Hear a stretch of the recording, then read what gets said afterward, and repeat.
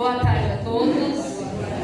Sejam todos muito bem-vindos à Associação Espírita Casa do Caminho.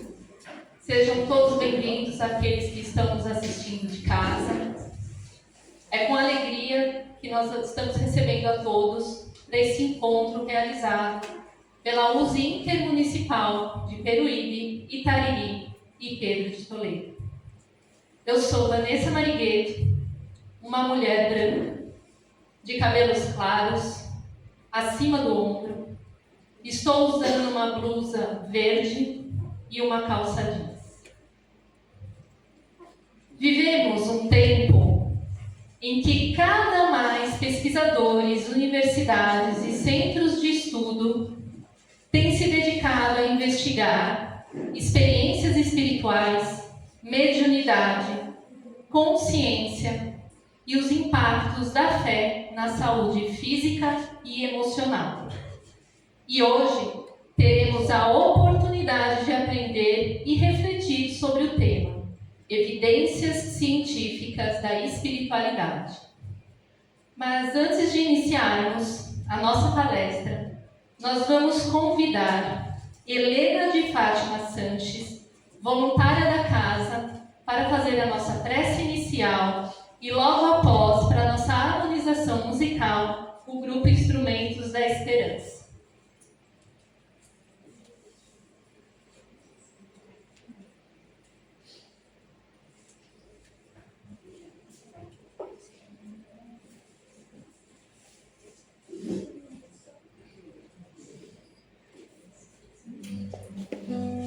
Boa tarde a todos. Jesus nos abençoe nessa tarde abençoada. Eu convido a todos, por favor, que encerremos nossos olhos. Elevemos a Jesus a gratidão pela oportunidade de estarmos aqui. Por essa energia que nos abraça, que nos envolve, no amor do Cristo Jesus. Agradecemos a Deus a vida, mais um dia nessa existência. Pedimos a influência dos Espíritos de luz abençoados que nos direcionem sempre no bom caminho, fazendo de nossas escolhas, do nosso livre-arbítrio, o melhor de nós. Para tanto, estejamos sintonizados com os ensinamentos do Cristo. São eles que nos direcionam sempre no melhor caminho, na melhor escolha, independente das lutas que possamos e tenhamos que enfrentar. Aliás, é o amor do Cristo que nos fortalece para enfrentarmos e vencermos, pois somos vitoriosos com Deus, com Jesus, com a Mãe Divina, com os Espíritos de luz, com nossos mentores amigos, com os anjos guardiões, que são conosco sempre. Tenhamos sempre essa certeza para que busquemos essa sintonia de luz e de paz, que equilibra nosso coração, a razão que tanto necessitamos, em especial para os dias de hoje. Pedimos o concurso dos Espíritos amigos, que envolvam o nosso palestrante querido, nosso irmão Humberto, para que traga ele, com todo o seu amor e seu preparo, com a alegria que traz em seu coração, a candeia que ele mantém sobre o alqueire, a fim de que ilumine nossas vidas, trazendo ensinamentos que nos levem sempre na direção de Deus. E na gratidão imensa pela oportunidade deste momento, elevemos ao Pai a oração divina do nosso Mestre amado Jesus. Que assim seja. Pai nosso, que estais nos céus, santificado seja o vosso nome. Venha a nós o vosso reino. Seja feita a vossa vontade, assim na terra como nos céus. O pão nosso de cada dia nos dai hoje. Perdoai as nossas ofensas, assim como nós perdoamos a quem nos tem ofendido. E não nos deixeis cair em tentações, mas livrai-nos de todos os males. Que assim seja, graças a Deus. Graças a Jesus. Muito obrigada.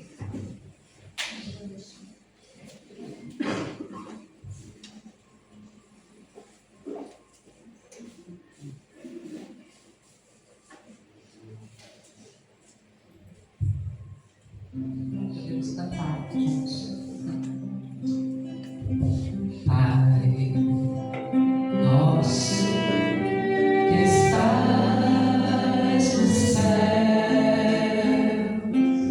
santificado seja o teu nome, e venha a nós o teu reino,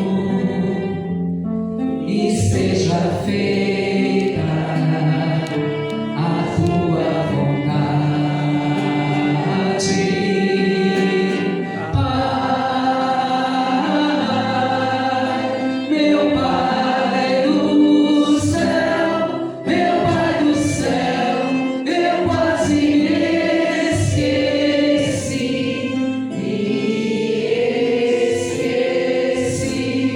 que o teu amor vela por mim,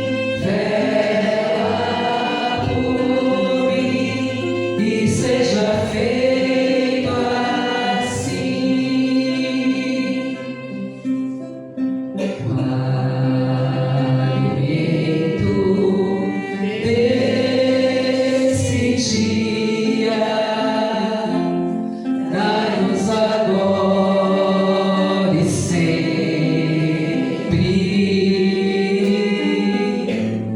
e perdoai nossas ofensas de um modo maior do que perdoamos, Pai, meu Pai do céu, meu Pai do céu, eu quase me esqueci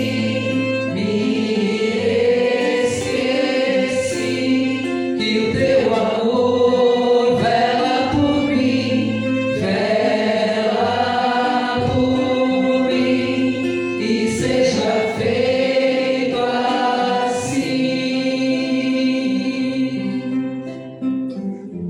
E não nos deixeis cair em tentação, mas livrai-nos de todo mal. Laia, la, laia, la, laia, la, laia, laia, la, laia, amém.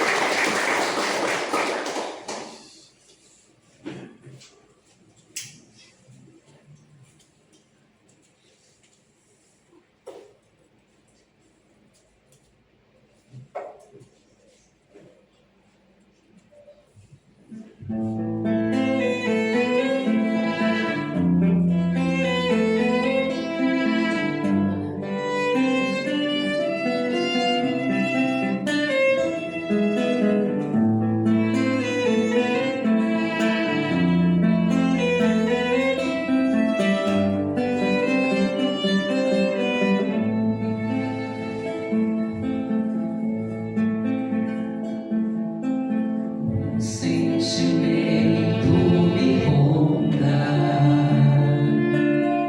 não sei dizer, tudo é novo pra mim. Meu coração se renova,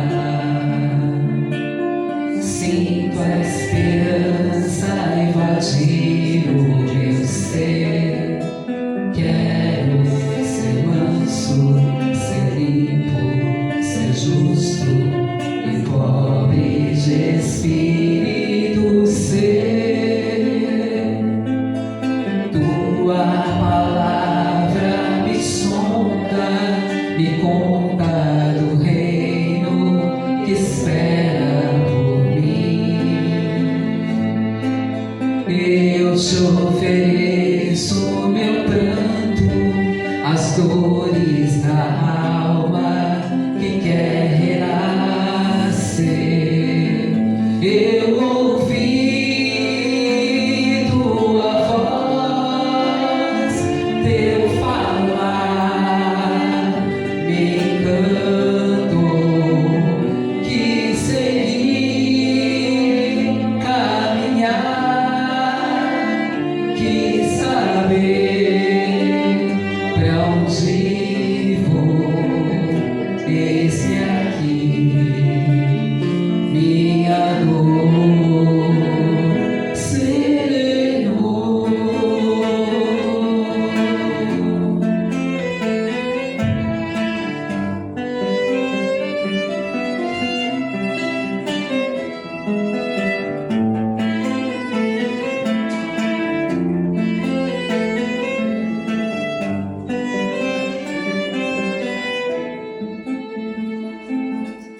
Um sentimento me ronda, não sei dizer, tudo é novo pra mim. Meu coração se renova, sinto a esperança invadir o meu ser. Quero ser manso, ser limpo, ser justo e pobre de espírito ser. Tua palavra me sonda, me conta do reino que espera por mim. Eu te ofereço meu pranto, as dores da alma que quer renascer. Eu ouvi tua voz, teu falar me encanto, que seguir, caminhar, que saber pra onde vou. Eis-me aqui, minha dor, sereno.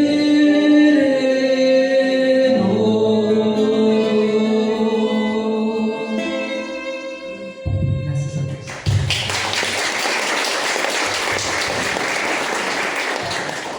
Muito obrigada. E nós temos a satisfação hoje de receber, esta tarde, Humberto Schubert Coelho. Humberto é doutor em Ciência da Religião, pesquisador das áreas de Filosofia, Metafísica, Ética e Filosofia da Religião. Autor e articulista da revista Reformador e de diversos periódicos espíritas e filosóficos, dedicando-se ao estudo das relações entre espiritualidade, ciência e pensamento.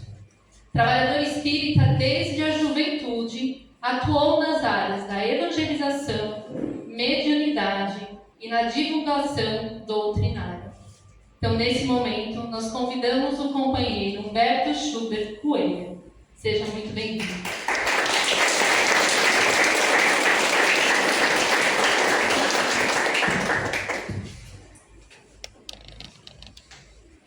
Caríssimos, eu cometi um erro razoavelmente grande.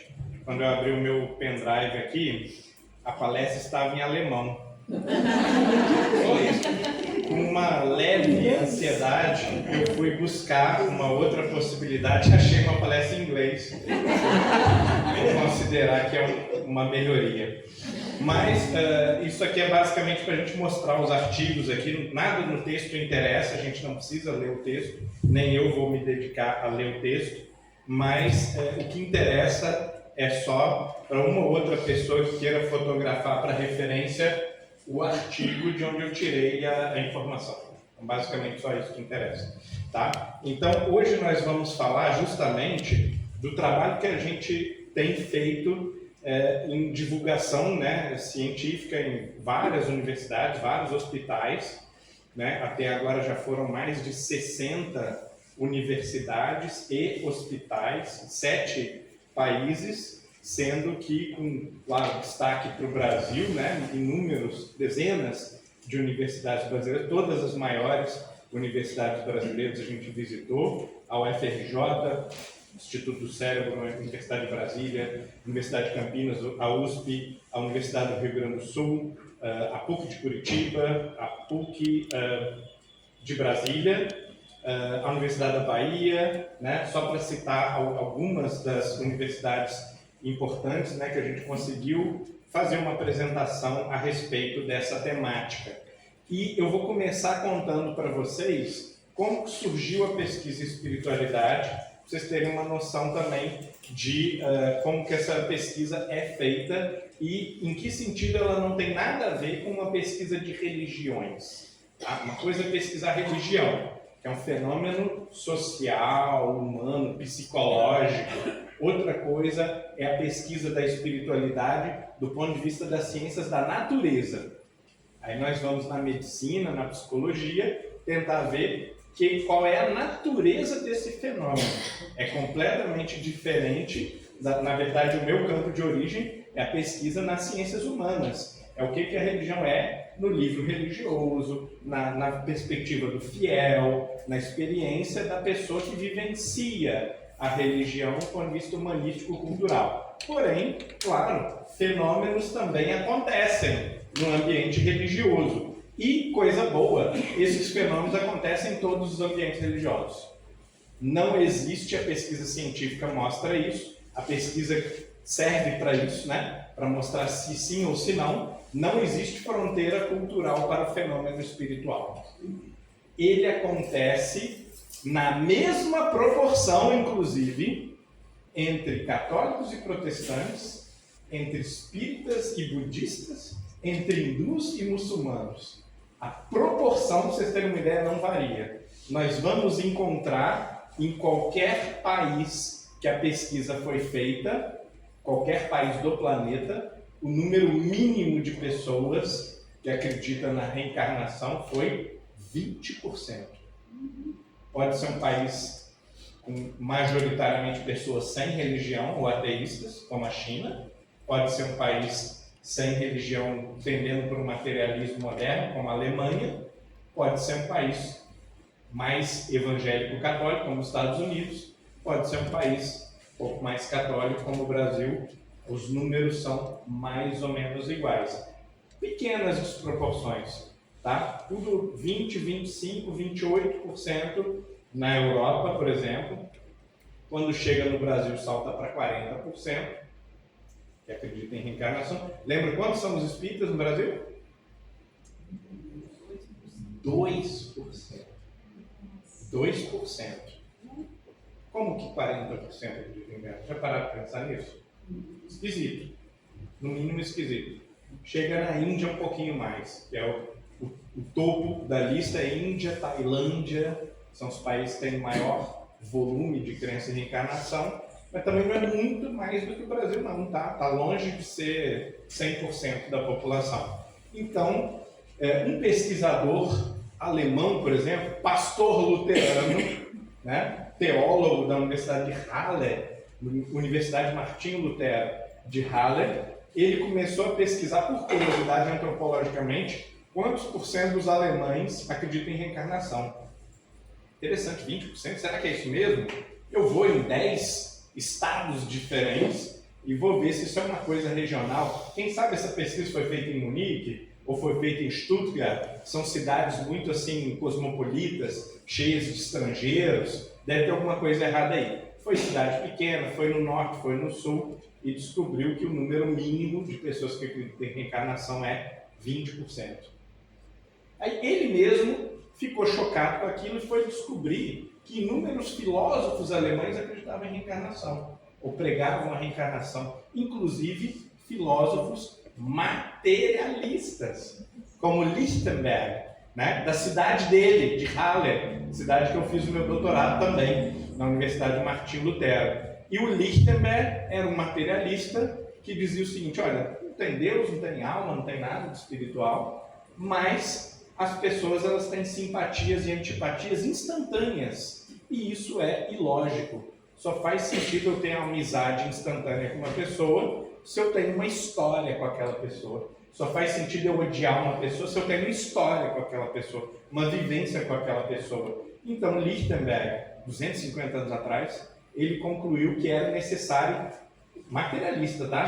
Pelo menos sobrar alguma coisinha ali da consciência, alguma energia que pula de corpo em corpo e que tenha memória dos relacionamentos passados, das habilidades, uma matemática, outra musical, outra para liderança, outra científica, né? E assim por diante, porque isso justifica as diferentes tendências e diferentes perspectivas das pessoas. E aí, esse pesquisador alemão, o Obst, que começou a perceber, poxa, tem muito escritor reencarnacionista, muitos que falam de vidência, de aparição de espíritos, alguma coisa assim. Será que isso é uma crença alemã?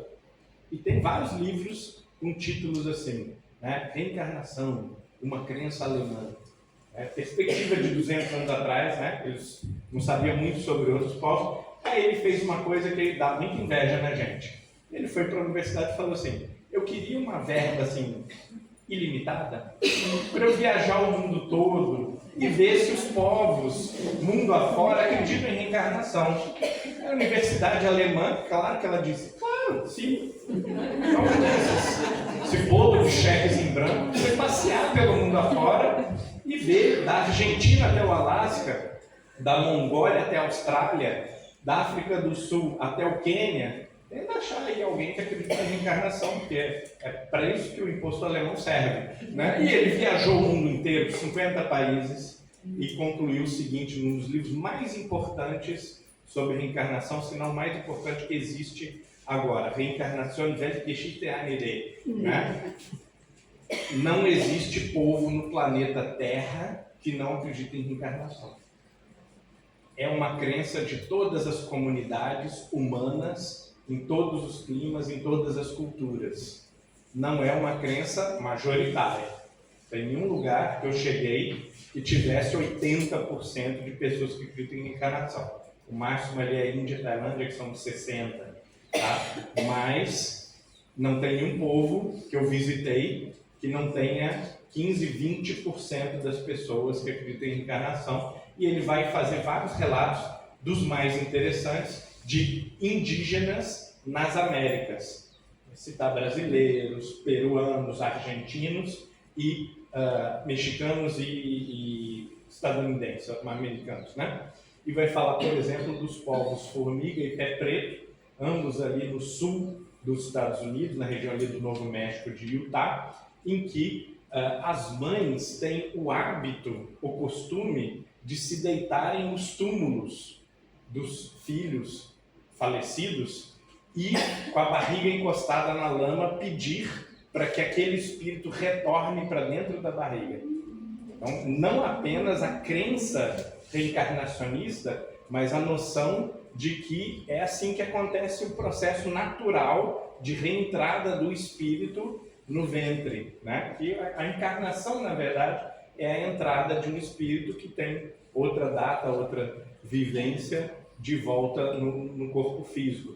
Claro que os mecanismos científicos ali do processo, esses povos não conheciam, mas eles tinham a noção espiritual, religiosa, de que isso era possível e era natural. E ele falou, inclusive, uma coisa impactante de se ver, emocionante, né? A pessoa fica ali deitada muitas horas, fazendo os cânticos e tal, para chamar o espírito de volta para a barriga. Enquanto tantos outros desprezam a oportunidade, descartando esses espíritos, né? Que justamente estão dentro do seu ventre.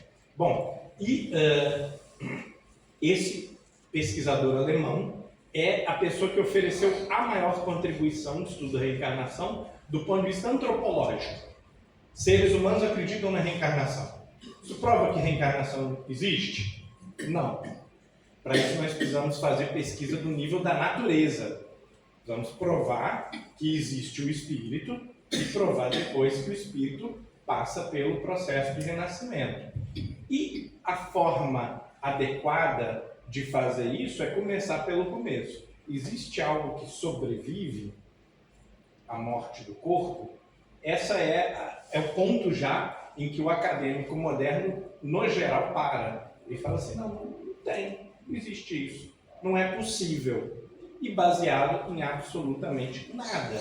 Por quê? Os grandes pais da ciência, os formadores e criadores do método científico, todos eles eram extremamente espiritualistas, mais que todos nós.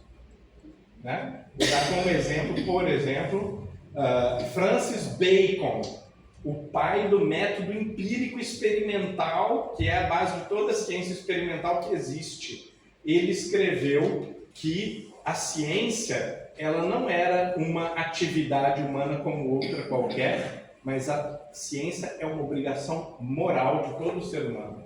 Por quê? Como assim? Fazer ciência é um dever moral de todo ser humano? Sim, porque no Gênesis é dito que Deus criou o universo e viu que era bom, e Deus se compraz na criação do universo, vê nele harmonia, lógica e beleza, e depois, ao criar o homem, que é a etapa final da criação do universo, lá no Gênesis, primeiro livro da Bíblia, né?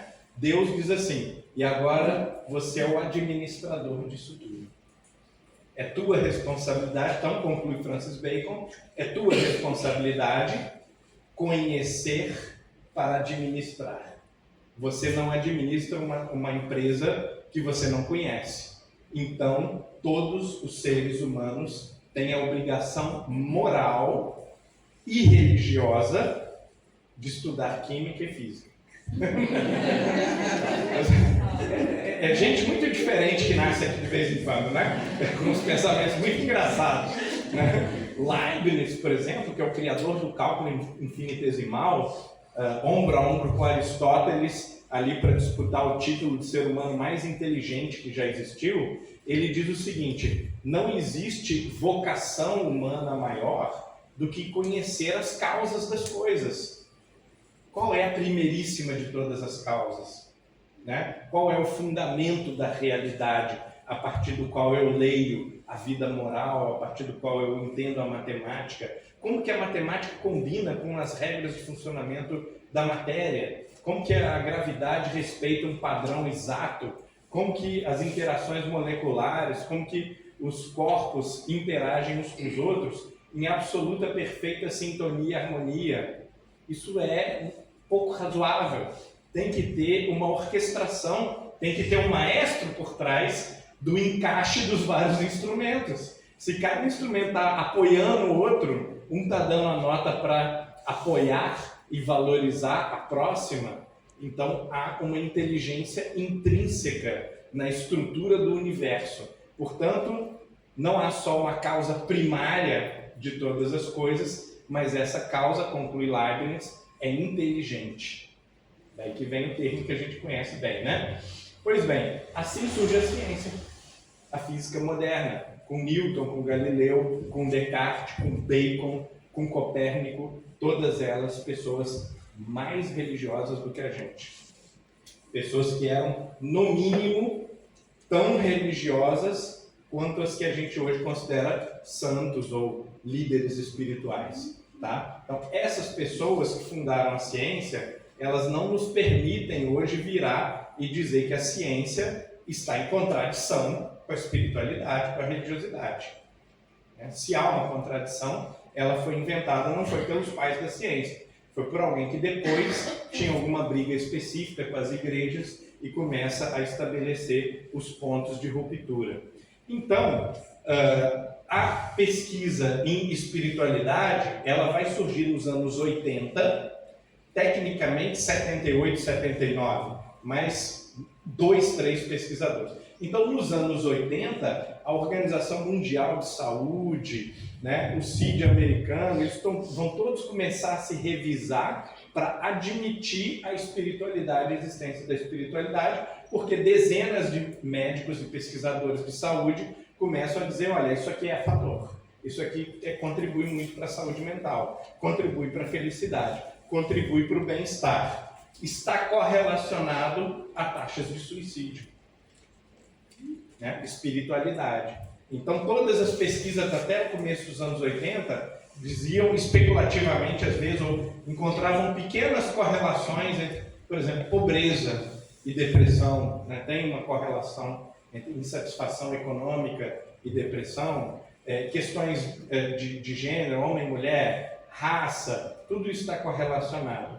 Mas, quando você começa a medir o fator espiritualidade, ele é 10 vezes, às vezes, mais prevalente do que ser homem ou mulher, qual a sua raça, qual é a sua classe econômica.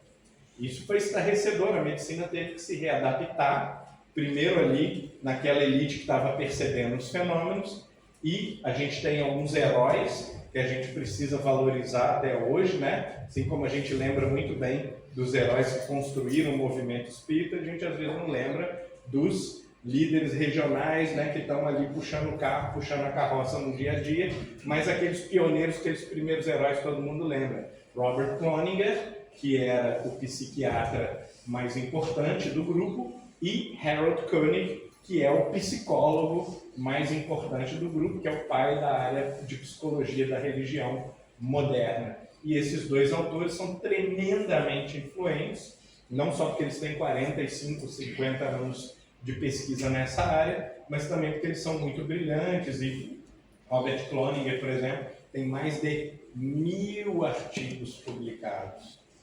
Né? Não é ensaio, são 1000 artigos em revistas científicas, cada um deles passando por um crivo rigoroso, com pretensão de ser original. Pois bem, então são pesquisadores tremendos. A gente vai trazer ano que vem para o nosso encontro de Juiz de Fora um pesquisador que tem 100.000 citações.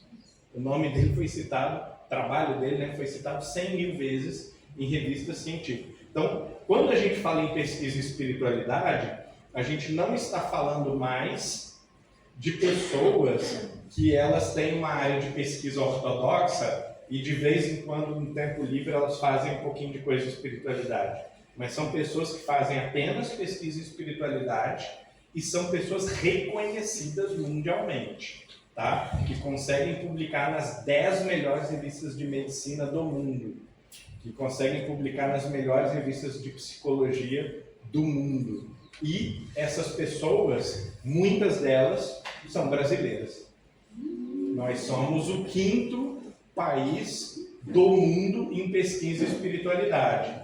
Em outras áreas científicas, algumas nós somos o 15º, outras nós somos o 20º, tá? Então, em espiritualidade, nós temos uma excelência, nós temos um volume de pesquisa que é desproporcional à nossa carência de pesquisadores e de investimento nessa área, que é muito pouca, e por preconceitos típicos da cultura brasileira, né? Um deles, por exemplo, o avaliador das áreas, quando ele está olhando para o projeto, ele vê o nome espiritualidade, mediunidade, e opa, isso aqui é espiritismo, corta.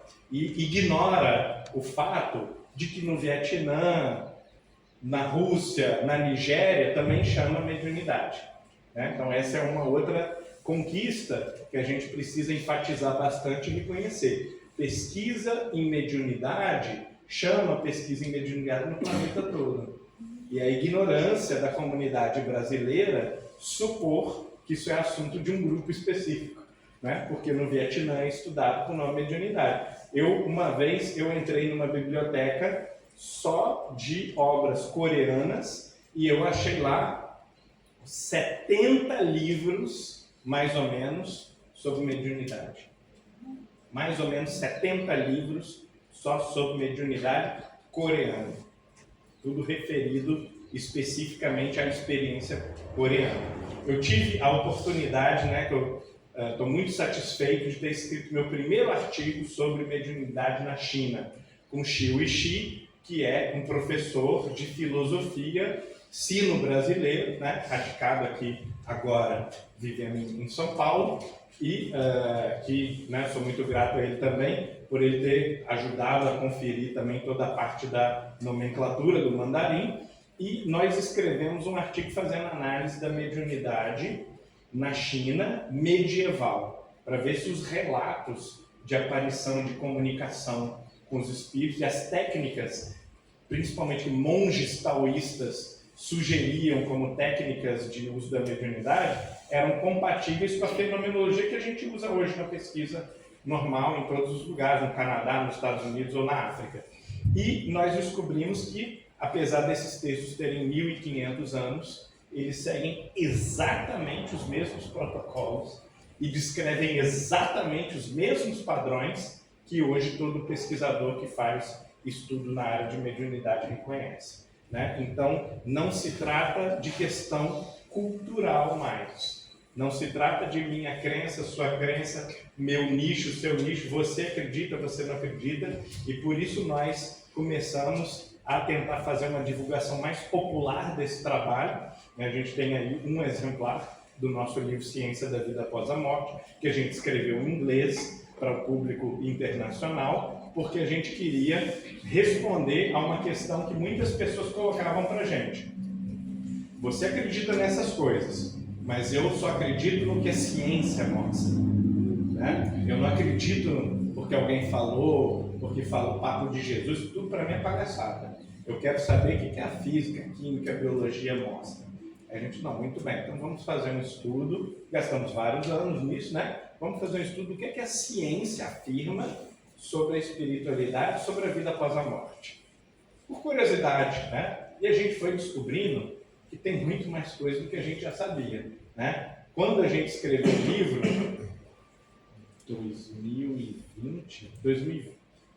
2020, né? Eu tinha aí 22, 23 anos de pesquisa na área de mediunidade, o professor Alexander tinha já uns 28, 30, a Mariana também uns 20 anos, então nós já estávamos no campo há algum tempo, assim, né? Eu estou desde que eu comecei a praticamente fazer pesquisa na iniciação científica. E os outros também, e a gente se deparou com toneladas de novidade que a gente não conhecia. Porque uma coisa é você, por interesse, ler sobre o assunto. Outra coisa é você começar a fazer pesquisas e peneiragens de tudo que existe sobre o assunto. Aí você acha um monte de coisa que você não conhecia, que você não sabia que existia. E a gente reuniu, cortando muita coisa, porque a Springer, que era a editora, ela põe um teto de 100 páginas, né? Então a gente cortou muita fonte, mas mesmo assim a gente reuniu 300 estudos significativos na área de evidência de vida após a morte.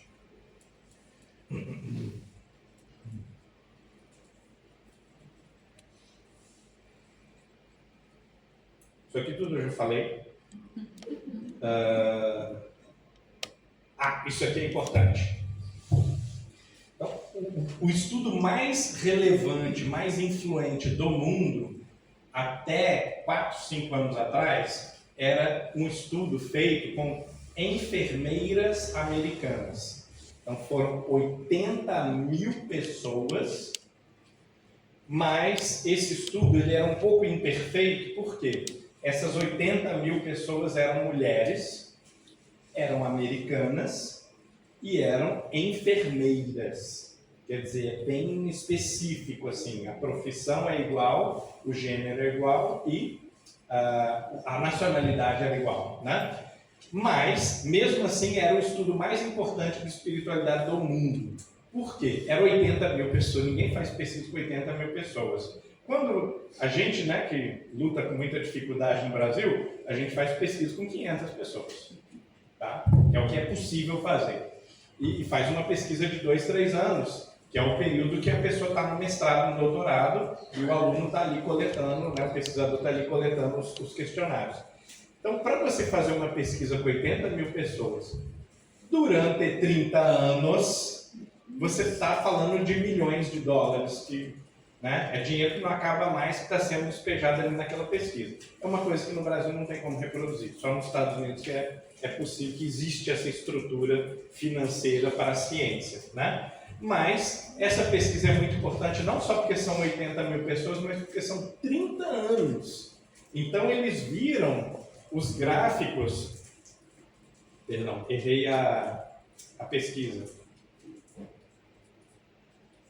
É essa aqui, que é a pesquisa das 80.000 enfermeiras. Nesses 30 anos, o gráfico vai afastando, tá vendo? No começo, as mulheres que tinham espiritualidade e as que não tinham espiritualidade, havia uma minúscula diferença de saúde, qualidade de vida e saúde mental, né? E com o passar do tempo, elas vão se afastando, essas barras, mostrando que a linha de baixo, as pessoas que têm espiritualidade, né? Elas se diferenciam bastante, elas estão muito diferentes das pessoas que não têm nenhuma espiritualidade, que nunca frequenta um local de culto ou de oração. Basicamente foi assim que eles mediram o que era espiritualidade, que a pessoa frequente algum lugar. Várias pesquisas, inclusive nossas da Universidade de Juiz de Fora, mostram que espiritualidade na sua casa não tem impacto sobre a saúde. Espiritualidade dentro da minha cabeça, eu me sinto super espiritual, não muda nada a sua saúde física ou mental, ou muito pouco. A espiritualidade que faz diferença é a comunitária. É uma vivência espiritual interpessoas. Não precisa ser muitas, pode ser 3, mas uma não funciona. E é uma fantasia moderna, né? Que a gente pode ser espiritualizado num apartamento, né? Mas, inclusive, uma outra pesquisa mostrou que a saúde mental dos solteiros e divorciados é muito pior que a saúde mental dos casados. Olha que interessante. Aí foram investigar. Ué, por quê? Por que vocês acham? O casamento é abençoado? Será? Não. Porque quando você começa a desenvolver uma maluquice, você tem testemunha. E uma testemunha que te conhece em detalhes e fala, ó, você está esquisito. Você não falava desse jeito, você não repetia tanto esse assunto. Alguma coisa aí não está bem, está desencaixado. Quando a gente é criança, adolescente, os pais fazem essa função, né? E as pessoas que são muito sozinhas, elas têm amigos, mas não tem um amigo que vai ter coragem, às vezes, de falar assim, fulano, né? Você está meio inconveniente, né? Ou você não tem nenhuma pessoa vigiando o seu sono, por exemplo, a quantidade de cigarro você fuma, né? Então, tudo isso faz diferença. Ter uma pessoa do lado o tempo todo, fiscalizando e com intimidade suficiente para falar assim, ó, e você não fazia isso, agora você está fazendo isso o tempo todo, né? Você precisa ir em algum lugar, falar com alguém, ver o que está acontecendo aí de errado. Ou seja, comunidade, é isso aqui. Isso aqui é um ambiente poderoso, não só porque acontecem fenômenos espirituais aqui, mas porque são pessoas que compartilham os mesmos valores, mesmo estilo de vida. Você começou a ficar muito esquisito, começou a ter ideias depressivas, começou a falar coisas sombrias, algum amigo que tem esse mesmo valor, esse mesmo cuidado, vai virar para você e falar, fulano, o que está acontecendo? Está acontecendo alguma coisa com você? Então, várias pesquisas têm mostrado que não basta ter um clube de amigos, não basta ir no bar, num grupo social, onde aquelas pessoas não ligam para o seu desregramento, para o seu desequilíbrio. É preciso você frequentar grupos, né, o máximo possível, que se preocupam com o seu bem-estar e que vão ter a coragem de falar assim, amigo, você está bebendo muito, você está, né, qualquer coisa que você tiver de desregramento, de desequilíbrio. E essa barra da esquerda é para todas as causas de morte. Mental, suicídio, mas também coração, pulmão, rim, câncer. E isso gerou um choque nos pesquisadores.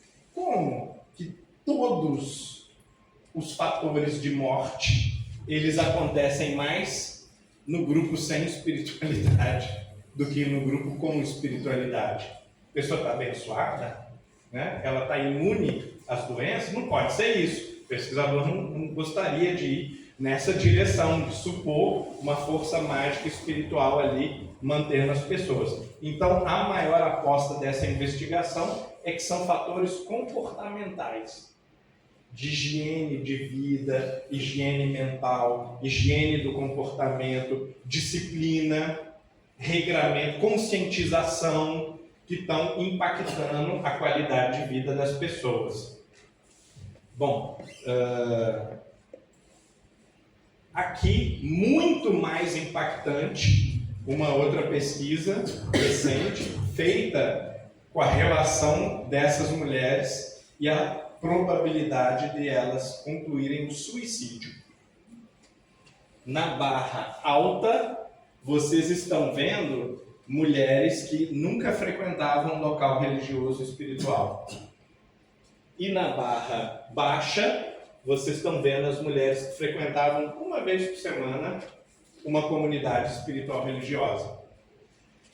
E aí vocês podem multiplicar o outro 7, ou seja, 7 vezes mais chance de suicidar. Não é 7%, não é 70%. É 7 vezes mais provável essa enfermeira desse grupo cometer suicídio se ela não era religiosa. Isso é importante, a gente discutiu isso em várias comunicações que a gente fez, né, Marcos? Para aquelas pessoas que dizem assim, não, você vai ter a religião se você quiser. Ou fala para o filho assim, né? Você vai ser o que você quiser. Eu não vou te obrigar a nada, não vou te levar a lugar nenhum. Bom, quem não recebeu nenhuma oferta vai ser nada, vai ser não religioso. É o grupo aqui, ó. É o grupo que literalmente tá, gente. Eu vou falar de um jeito forte, porque é a única forma racional e honesta de falar. Literalmente é o grupo que deseja se matar. É esse grupo do seu filho que você falou assim, olha, você não tem obrigação de acreditar em nada. Então, quer dizer que não é importante, quer dizer que não faz diferença nenhuma, quer dizer que não existe nada. Né? Se fosse importante igual a vacina, minha mãe me levava lá. Né? Se fosse importante igual a escola, mas espiritualidade já parece que não é importante. Então, a pessoa não só tem vontade de se matar e executa o ato, mas ela também tem a mesma proporção, 80%, 90% mais chance de desenvolver depressão e ansiedade, entre outros fatores. A gente viu no slide passado, problemas nos rins, câncer, problema cardíaco, tá? Todas as causas de morte vão estar relacionadas e com o passar do tempo aumenta a distância entre os que têm vivência espiritual e os que não têm. Ou seja, é mais clara a diferença de estilo de vida quanto mais décadas você tem separando um do outro. Isso aqui eu já falei, então vamos para o livro de referência muito importante, que é o Manual de Religião e Saúde do Koenig, do Vanderweel e do Petit. Né? Eles vão levantar a seguinte questão. Tá, vemos que saúde mental e saúde física estão relacionados à espiritualidade. Mas isso existe? Ou é tudo a imaginação da pessoa criando um ambiente gostosinho e confortável? Poderia ser isso. Pode ser que a espiritualidade seja uma grande ilusão e quem vive essa ilusão é mais saudável. Né? A pessoa está sempre alegrinha e tal, e o outro, ele está deprimido, mas ele é a pessoa que vê a verdade, que o mundo é horrível. Pode ser que a pessoa sem a espiritualidade esteja certa. Então, a gente fez essa pesquisa no Brasil, tá? Com a parceria com a USP e outros pesquisadores independentes espalhados pelo Brasil, e chegamos à conclusão de quantos % dos brasileiros já experimentaram uma experiência espiritual que eles consideram que não é cultural. Tá? Não é porque eu acredito, aconteceu. Você acha que aconteceu alguma coisa ali no seu quarto e tudo, você viu uma entidade, um espírito, um anjo, a Virgem Maria. Você tem convicção de que isso é verdade, que isso aconteceu? Quantos por cento dos brasileiros vocês acham que vão dizer sim? 70%. 30, 70, 95. É perturbador, né? De cada 20 brasileiros, um afirma nunca ter tido uma experiência espiritual que ele considere verdadeira. 19 dizem que eles tiveram ou visão de vidas passadas, ou aparição de espíritos ou entidades outras, deuses, né? Orixás, alguma coisa assim, ou visões de Deus. Um grande número, né, de evangélicos, por exemplo, tem a presença de Deus, né? Era a presença concreta de Deus, e eu sabia que eu estava vendo Deus ou sentindo Deus, e não tendo uma experiência de fé apenas, mas que era uma experiência real, concreta. Ou sonhos premonitórios. Eu sonhei e aconteceu no dia seguinte, exatamente do jeito que eu sonhei. 95% é uma proporção perturbadora. Qualquer cientista que ouvisse isso deveria parar tudo, né? Deixa eu descer aqui da minha pesquisa e vamos ver que diabo é isso que está acontecendo na pesquisa de espiritualidade. Porque é muito forte. A gente recebe financiamento do governo para coisas que têm 10, 20% de evidência. Acontece com 10% das pessoas, aí entra lá um caminhão de dinheiro, porque é socialmente aceitável. Em espiritualidade existe sempre uma suspeita, e a gente sofre muito com essa suspeita, de que a gente está pesquisando as nossas próprias crenças. Eu que acho que existe médium, mas não existe. Mas as pessoas, 95% das pessoas, acham que elas estão tendo experiências reais e não culturais. Tá? Claro, é o maior número do planeta, é o brasileiro. Só compete com a gente a Indonésia, vai bem espiritual também. Quando você vai para países muito modernos, Coreia, Europa, Estados Unidos, Canadá, aí você tem um número bem menor de experiências espirituais ou de pessoas que acreditam ter tido experiências espirituais. Mas bem menor não é minúsculo, continua sendo 65%, 70% nesses países altamente industrializados e tecnológicos, tá?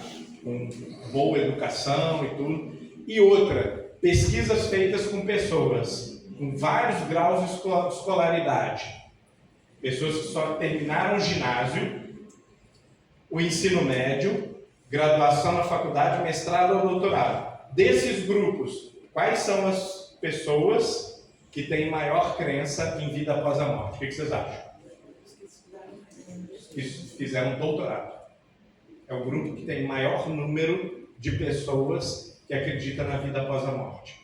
Depois mestrado, depois graduação, depois ensino médio e assim por diante. Quanto menor a escolaridade, mais a pessoa acredita que morreu, acabou, é só isso que existe.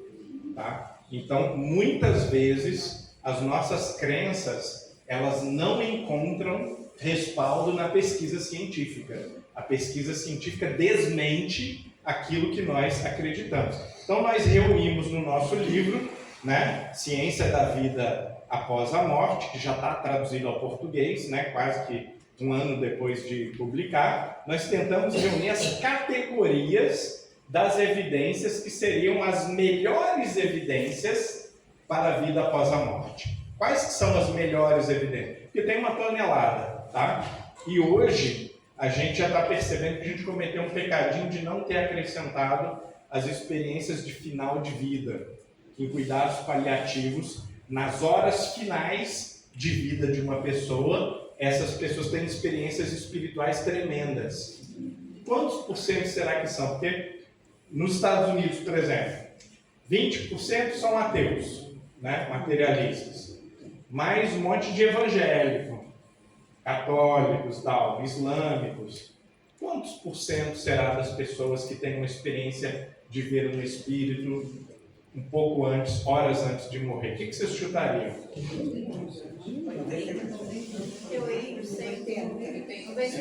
Vocês já viram que não adianta chutar baixo, né? Já perceberam essa? 90% dos americanos. Eu ponho minhas duas mãos no fogo, que no Brasil vai aumentar. No Brasil vai se aproximar de 100%. Isso nos Estados Unidos é 90%, com materialismo mais forte e tudo. No Brasil deve ser 95%, por aí, tá? E o que essas pessoas relatam? Elas relatam que elas às vezes têm um encontro com pai e mãe, que é o mais frequente, com irmãos, com filhos, quem perdeu filho, né? E tios, avós também são muito frequentes, até animais, né? Meu cachorro veio me receber, né? Nos meus momentos finais e tudo. E as pessoas, muitas vezes, elas têm a oportunidade de fazer uma reconciliação com um pai que estava em conflito, por exemplo. E a pessoa morre mais feliz. Então, está sendo desenvolvido, né? Estão sendo desenvolvidos protocolos internacionais para que o profissional não mande a pessoa calar a boca, não diga que ela está surtada, que ela está louca, não drogue a pessoa, não anestesie a pessoa para ela perder a consciência, porque ela pode estar tendo ali as experiências mais importantes da vida dela, de reconciliação com a mãe, que ela estava brigada há 30 anos, e nesse momento você não quer que a pessoa perca a consciência. São as 3 melhores horas da sua vida, pode ser as horas que você está morrendo, né? Então, vamos discutir mais isso com um profissional de saúde para a gente ter sensibilidade de observar e tratar a experiência espiritual. Mas a gente classificou 3 como grandes grupos de experiência, né? As experiências de quase morte, a mediunidade e as memórias alegadas de vidas passadas em crianças. Por quê? No adulto, a pessoa viu filme, leu livros sobre a Idade Média, conversou com outras pessoas, e o adulto ele tem uma imaginação muito mais sofisticada, capacidade de ter devaneios mais sofisticada, ele pode imaginar mais e construir mais a experiência dele. A criança, principalmente a criança que é objeto desse tipo de pesquisa de memória, tem 3 anos de idade. Quem conhece aí desenvolvimento infantil, né, desenvolvimento psicológico de aprendizagem cognitivo, sabe que crianças de 3 anos não sabem mentir, não sabem inventar histórias complexas, né, com nomes de várias pessoas e tal. As histórias são muito simples, muito lineares. Inventou uma hoje, amanhã a criança não consegue lembrar da história que ela inventou ontem. Você fala, mas você falou isso, a criança não lembra mais. Então a criança que passa meses contando a mesma história, milímetro por milímetro igual, com riqueza de detalhes, isso é estranho. Do ponto de vista só psicológico, já é muito, muito anômalo. E é mais interessante do que as memórias de adultos.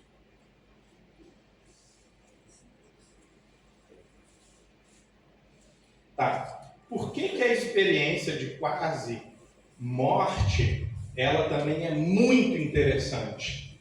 Porque a experiência de quase morte, não sei se todo mundo sabe, é aquela experiência que você sofre um acidente, ou geralmente uma parada cardíaca, e naquela situação você tem uma experiência espetacular espiritual. Tá? Por que ela é muito interessante? Em primeiro lugar, ela não deveria acontecer, porque o seu cérebro está morto. Ele não está funcionando, né? Você está com a cabeça aberta no chão, vazando sangue. Né? Não é o momento de você ter as melhores experiências da sua vida. Não é o momento que a sua percepção está clara, sua memória vai registrar tudo certinho. Né? Na verdade, o ser humano ele é tão fraco, ele é tão delicado, que se abaixar meros 20%, 25% da sua oxigenação no cérebro, você tem um apagão total. É aquela tela preta, bum, e você volta depois sem sonho, sem percepção de nada. Não aconteceu nada para você. 20-25%.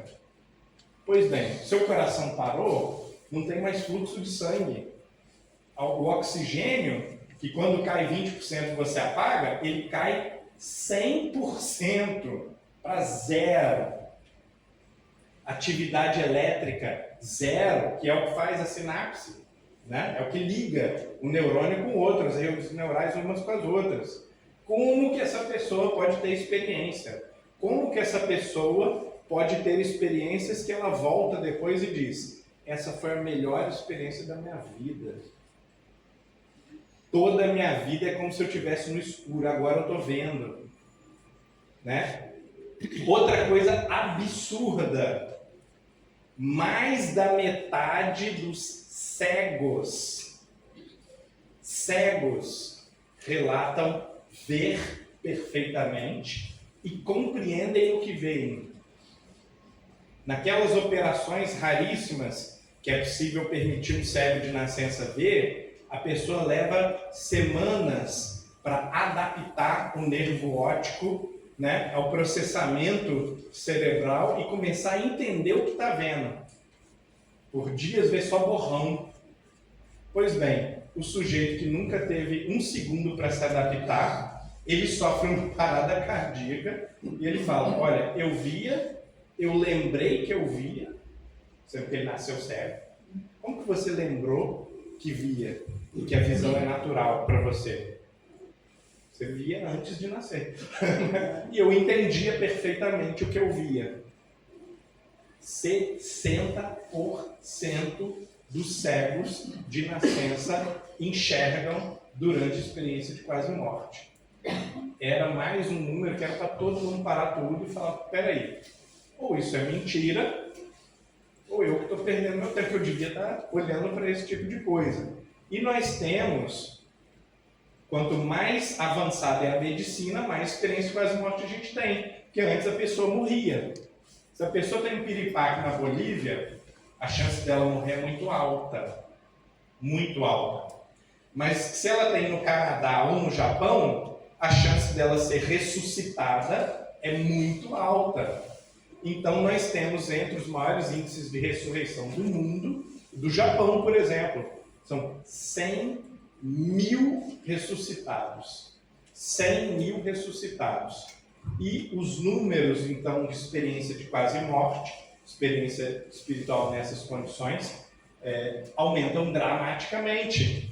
Quanto mais medicina você tem no país, quanto mais tecnologia e recurso nas cidades pequenas e tudo, maior o número de pessoas que você vai registrar que têm experiências de quase morte. O que é muito bom para nós, porque todos os países estão tendo cada vez mais hospitais equipados e equipes treinadas para fazer os processos de reanimação corretamente. Então os números eles estão todos assim no mundo todo, tá? O Egito, a Nigéria estão se modernizando rapidamente. O México, a Argentina, o Brasil, todos estão melhorando o acesso a essas técnicas de ressuscitação e, consequentemente, mais e mais e mais relatos vão aparecendo e abundam já em todos os países. Então, nós temos uma facilidade muito grande de colher essa evidência. E, às vezes, o que é uma coisa que vira o jogo completamente,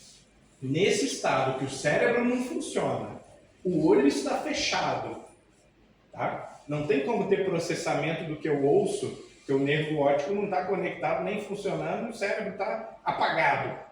O nervo óptico, o nervo auditivo também, todos estão sem funcionar, né? Então, nesse estado, a pessoa não apenas vê, como se fosse uma imaginação, mas ela recebe informação de um pai morto, de um amigo morto, e essa informação, quando ele acorda, ele confirma que ela é verídica.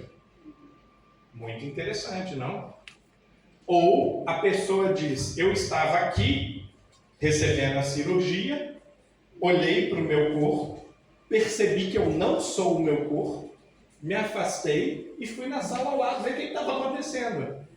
E as pessoas dizem: olha, nesse momento que ele estava em parada cardíaca, estava na cirurgia do cérebro, uma coisa assim, o que estava acontecendo é exatamente o que a pessoa relatou.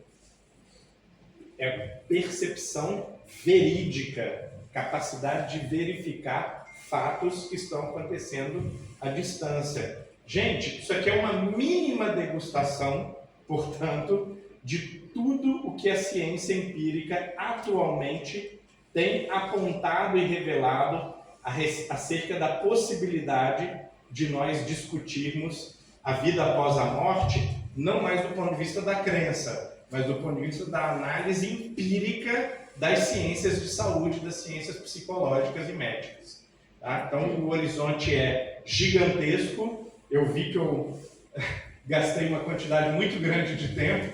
Eu planejava ter tido mais umas 7 coisas apenas, né? Mas que fica como convite para a gente debater aqui. É interessante, talvez alguém possa ter uma pergunta mais específica. Eu deixei de falar dos casos de reencarnação, de vidas passadas e também da mediunidade, mas basta dizer o seguinte: sobre cada um desses grupos, nós temos hoje milhares de artigos. Não são alguns, não são no Brasil, não são escritos por espírita, né, ou por outros grupos que acreditam em reencarnação e mediunidade. São milhares de artigos. Só no Vietnã, que é um país que produz muito, nós levantamos mais de 200 de artigos científicos sobre mediunidade. Em Cuba, aproximadamente 100. Na Coreia do Sul, toneladas de artigos. Na China, toneladas de artigos. No Senegal tem, na Nigéria tem, no Egito tem. No Irã, na República Teocrática do Irã, nós temos centenas de artigos sobre experiências espirituais. É universal, é natural, não é cultural, não é local, não é um grupo que acredita e outro que não acredita. É pesquisa empírica, científica, mostrando que existe alguma coisa que a gente precisa estudar um pouquinho mais a fundo. Muito obrigado pela sua paciência.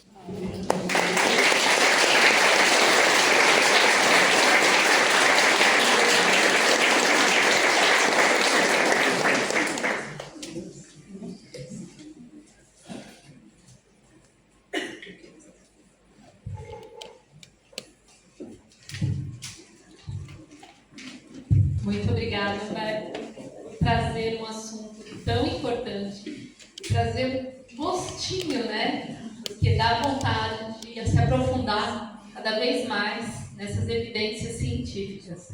Ciência, filosofia e espiritualidade, não é? Bom, neste momento, para encerrarmos essa apresentação, essa palestra, eu vou convidar a Cássia Anselmo, que vai conduzir nossas vibrações, e logo após, o grupo Instrumentos da Esperança, que vai nos trazer mais uma harmonização musical. E eu agradeço a presença de todos vocês, agradeço a todos que estão assistindo de casa, agradeço àqueles que irão assistir futuramente, lembrando que essa palestra ficará gravada na nossa página do YouTube, Use Peruíbe. Obrigada a todos. Obrigada, Humberto, por dividir conosco o seu conhecimento. E nesse instante, eu convido a todos para que fechem os olhos. Vamos buscando dentro de nós aquele amor, a fraternidade que cada um de nós já possui. E vamos transformando tudo isso em luzes amorosas que vão envolvendo todo o planeta Terra, principalmente as regiões que se encontram em guerra. Vamos vibrando pelos seus governantes para que a justiça, o amor e a caridade possam prevalecer. Vamos vibrando nesse instante por todos que sofrem as dores do corpo e da alma. Que a esperança, o desejo de superar as dificuldades e a certeza de que Deus cuida de cada um de nós possa falar mais alto no nosso coração, trazendo toda a coragem e bom ânimo necessário.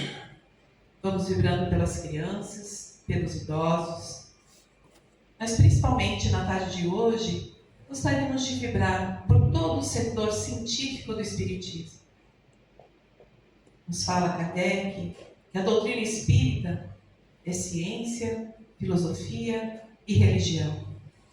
Vamos vibrando para que os aspectos religiosos deem sustentação na sua vibração amorosa, na fraternidade, tanto para a filosofia quanto para a ciência, para que estes outros dois campos da nossa doutrina possam crescer, iluminando mentes, trazendo a sua contribuição tão necessária. Vamos vibrando pelo Humberto, para que ele possa se fortalecer na sua caminhada, a todos aqueles cientistas que trabalham dentro do Espiritismo ou não, para que eles continuem fortes, para que eles tenham coragem, bom ânimo para o seu trabalho tão importante. Vamos vibrando por esta casa que nos acolhe, por todos os seus dirigentes, assistidos, e vamos até o nosso lar, vibrando pelo nosso lar, higienizando com muitas luzes todos os ambientes, colocando ali o nosso amor, envolvendo os nossos entes queridos, para que eles tenham saúde, paz e bom ânimo. E por fim, vamos vibrando por nós mesmos, sentindo que do alto, energias amorosas caem sobre cada um de nós, trabalhando o nosso pensamento, o nosso coração, reenergizando as células do nosso corpo, trazendo saúde, revigorando o nosso ânimo, a nossa vontade. E vamos, nesse instante, agradecer a espiritualidade amiga e a Deus nosso Pai, pela oportunidade bendita de estarmos aqui reunidos no dia de hoje, para aprendermos e nos confraternizarmos. Que o Senhor nos abençoe e que possamos voltar aos nossos lares, já mais abastecidos energeticamente, com a mente fervilhando por essas informações, e que o nosso desejo de estudar, de progredir e de amar continue firme em cada um de nós. Que o Mestre Jesus nos abençoe. Graças a Deus. Graças a Deus.